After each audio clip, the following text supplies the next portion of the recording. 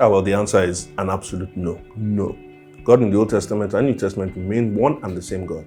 In Malachi 3:6 from the Old Testament, God says, I, the Lord, do not change. Apostle James in the New Testament says, God does not change like shifting shadows in James 1:17.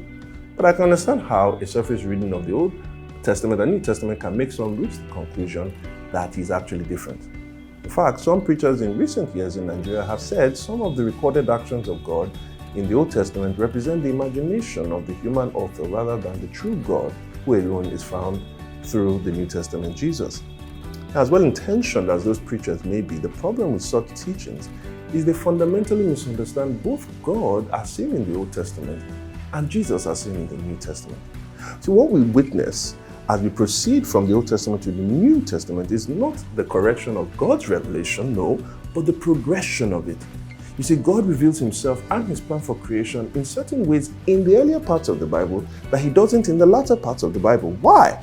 Because those earlier parts occur before his supreme revelation in the person and the work of Jesus, as Hebrews 1:1-3 tells us. For example, it would be ridiculous for me to keep looking at a picture of my wife who had returned after a 3-month trip as though she were still away.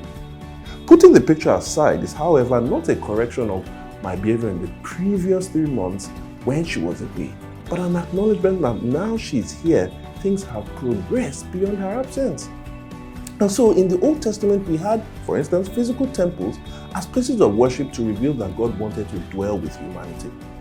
But when Jesus arrived, he became that meeting place between God and man because he was the God-man.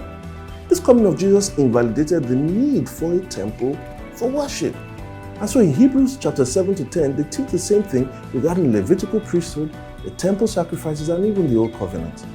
Jesus wasn't correcting the Old Testament forms of worship, but rather he came to fulfill them.